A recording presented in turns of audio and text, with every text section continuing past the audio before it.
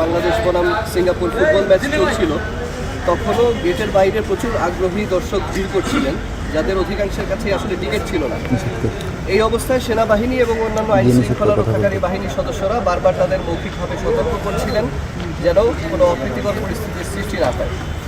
এরই মাঝে 4 নম্বর গেটের বাইরে বিনা টিকিটে খেলা দেখতে আসা একজন লোক সব সতর্কতা উপেক্ষা করে হঠাৎ একযোগে গেটের উপর চাপ সৃষ্টি করে এবং এক পর্যায়ে মবের মতো গেটের ভিতরে ঢুকে পড়ে।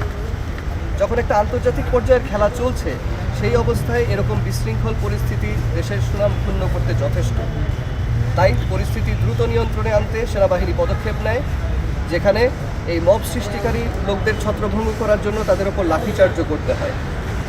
অলরেডি আপনারা এই ঘটনা বিভিন্ন গণমাধ্যম এবং সোশ্যাল মিডিয়ার মাধ্যমে দেখেছেন। তবে দুঃখজনক হচ্ছে এই ঘটনার এক পর্যায়ে এই পতাকা বিক্রেতা হান্নান, ওনার উপরে এক সেনা সদস্য লাঠিচার্জ করে। নিঃসন্দেহে এটি একটি অনাকাঙ্ক্ষিত এবং বিচ্ছিন্ন ঘটনা।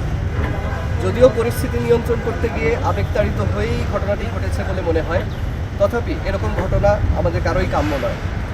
তাই ঘটনাটি নজরে আসার সাথে সাথেই আমরা হান্নানকে খুঁজে বের করি এবং তাকে আমাদের ক্যাম্পে নিয়ে আসি। তার সাথে ওনার বড় ভাইও উপস্থিত আছেন।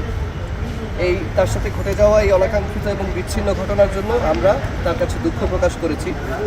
সেই সাথে আমাদের সমবেদনার স্বীকৃতিস্বরূপ বাংলাদেশ সেনাবাহিনীর পক্ষ থেকে তাকে 1 লক্ষ টাকা অনুদান প্রদান করা হয়েছে।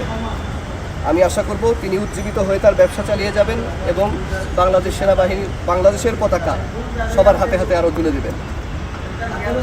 সেই সাথে সংশ্লিষ্ট যে সেনা সদস্য রয়েছে তার বিরুদ্ধে সেনাবাহিনীর প্রচলিত আইন অনুযায়ী শাস্তিমূলক ব্যবস্থা গ্রহণ করা হচ্ছে।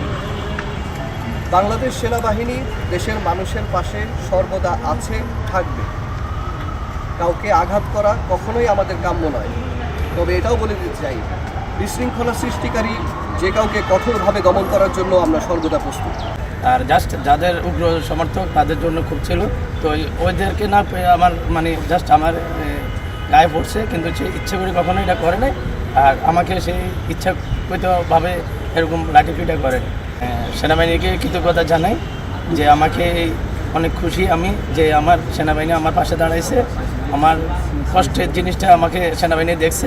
এটা আমি সেনাবাহিনীকে অনেক সম্মান জানাই এবং সেনাবাহিনী